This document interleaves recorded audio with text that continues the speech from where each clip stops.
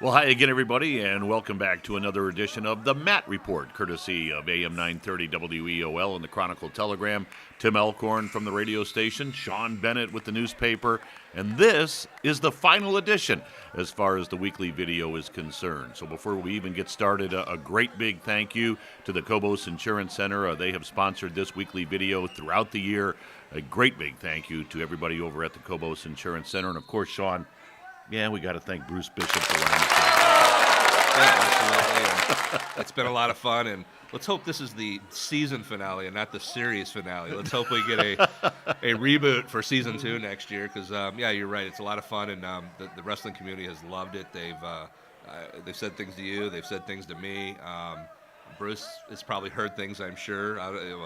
He gets all the. Bruce has heard. Thank God you stay behind the camera. That's what Bruce has heard. Well, they had. I tell you, the episode that he sent in for you was highly rated, and I think that's the one that got put up for the Emmy or whatever the online version of the Emmys are. And no, it's been a lot of fun. It's been a good time. No doubt about it. So, final edition, and boy, what a week to go out on. As we've got the state tournament this weekend, and boy, you were a busy guy last weekend as you covered all the matches for the guys that are now heading to that state tournament. Yeah, I covered the Division I, and that's where we had we have generally the mother load every year of state qualifiers, and again this year we had 13 guys get through from Lorain County schools. Wow. We had Chris Sweeney was out at Division III, and Todd Shapiro was out at Division II, and we had altogether 19 from Lorain County schools, 22 from the Chronicle coverage area, which is about average for what I've been during my time. It's actually a little probably higher than normal since we kind of cut back our coverage a little bit to just the Lorain County area. So it's actually a good year. It's going to be great because I think a good chunk of these 22 that we're watching are going to be ending up on the podium. They're going to wrestle the full 3 days.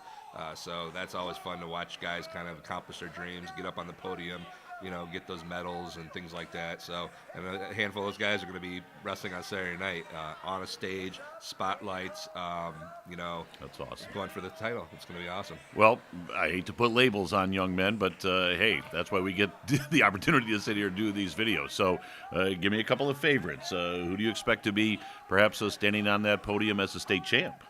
Well, state champs, obviously, the big favorite would be Brendan Fenton. We kind of knew that coming in. Right, He's already a two-time state champion. He's going for his third. He was, at least on paper, considered an underdog, believe it or not, going into this postseason. Josh Love, Intermat, and pretty much everybody who does rankings in Ohio had him ranked as number 2 because Julian Tagg from Brecksville, who won a state championship last year at 106 pounds, he's a sophomore, so he's on track for 4 state championships if he could win all the way through. He finished Brendan in both the Beast of the East tournament out in Delaware and at the Ironman at Walsh Jesuit to start the season. So he kind of leapfrogged Brendan in all the rankings. And actually going into this postseason, Julian Tagg was ranked number 4 in the nation. Well, they finally met for the first time ever, I believe, in their careers this weekend out at Perrysburg in the district championship match. And Brendan Fenton came away with a 3-0 victory there. What's so impressive about it is Brendan kind of did it in all aspects. I mean, they kind of went scoreless in the first period. Brendan escaped in the to start the second, showing that he is pretty good on the bottom with Tagg on top. And in the third, he managed to take down Tagg, showing that on the feet he might have the edge. And then he rode Tagg out for the entire third period and didn't give up a point, showing that he's maybe even got an advantage on top. So that's the 3 phases of wrestling that you want to be proficient in, and Brendan showed that he may be able to compete with Tagg in all 3 of those areas. So that's a real confidence booster for him. He goes into the state tournament now with a lot of confidence. Didn't do enough to sway Josh Lowe because Josh sent out his state analysis and expects that Tagg is going to avenge that win in the state and win the state title, but just a lot of high drama now. We got people like kind of thinking they got to prove something there. So it's going to be a really good final if those 2 guys get into the state final. That's really cool. So congratulations, Brendan, and prove those guys wrong. Come home with a state championship. Anybody else that kind of sticks out for you? Yeah, I mean, obviously we could have an all coverage area final at 126. Bryce Hepner from St. Edward, a sophomore, St. Edward lives in Avon, and he was the state runner-up last year. And Mick Burnett from Elyria is ranked number 2, and they're at 126. They're both at 126. So they're expected to be the state final at 126, which obviously would be great for the Chronicle because we cover both those guys, Right. and we're guaranteed a champion then. Yeah, that's going to be a match to watch. Another one is Dylan Shaver. He is number 2 in the state against Lucas Bird from Cincinnati. LaSalle, and they are both nationally ranked wrestlers. So that's going to be a really high-profile final if they both get in as well. So you can end up having in 3 successive weights in Division I, 3 Elyria guys wrestling for state championships on Saturday night, which would be pretty impressive. A couple of guys that we've talked about throughout the year here on the weekly video. I caught the super impressive. I caught it. Matt Lee over at Amherst, Peyton Bergdorf at Firelands. What do their prospects look like? Well, we have been talking all year. Matt Lee's been the number 2 ranked guy in the state, so we're thinking, oh, wow, he's going to be in that final wrestling for the state.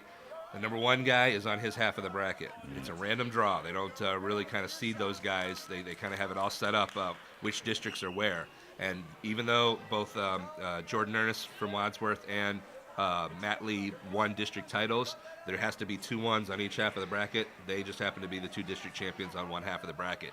So if they are the number 1 and 2 wrestlers in the state of Ohio, then that means the state championship could be decided in the semifinals this year, not in the final. So those guys, if they win to each other, they'll meet in the semifinals, and that's where the big showdown will happen. Same story with Bergdorf, correct? Yeah. Well, Bergdorf.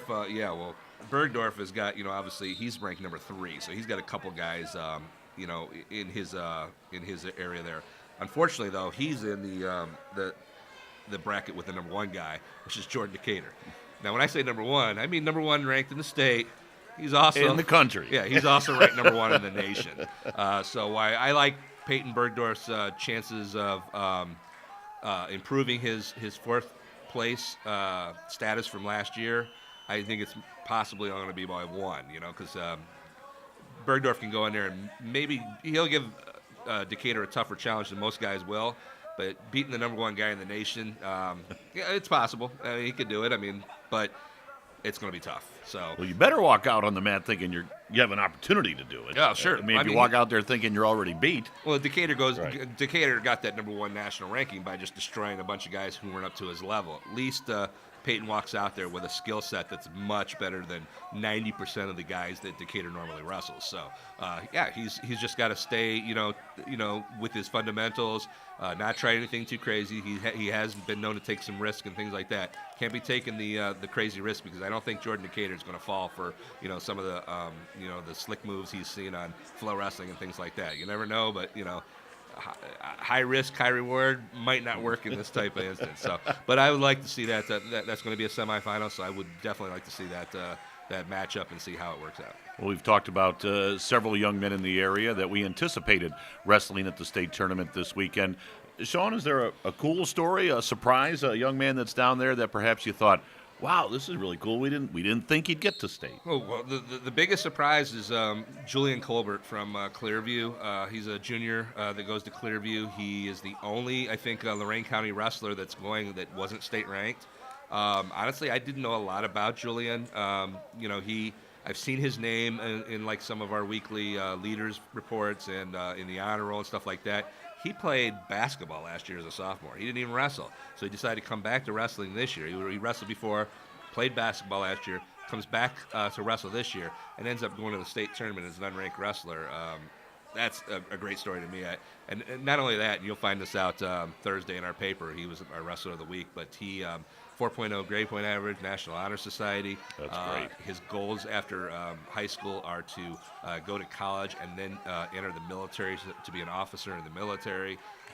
He's just That's awesome. I was really impressed by talking to him. He's a high moral guy, and I really kind of rooting for him to do good things this year. And then obviously going down as a junior, now he's going to be next year have that state qualifier tag on him. He'll be known, and we'll see what he can do his senior year too, and maybe have a really great 2-year finish here to his high school career. That is super impressive. That is super impressive. At least the way that I look at things. All right, Shaun. Final time. We didn't even rehearse this, so I have no idea what you're coming up with here. No. We've got the final Cobos Insurance Center tip of the cap. And, of course, we tip our cap to all of the guys that are at the state tournament this weekend as far as wrestling is concerned. That's an awesome accomplishment.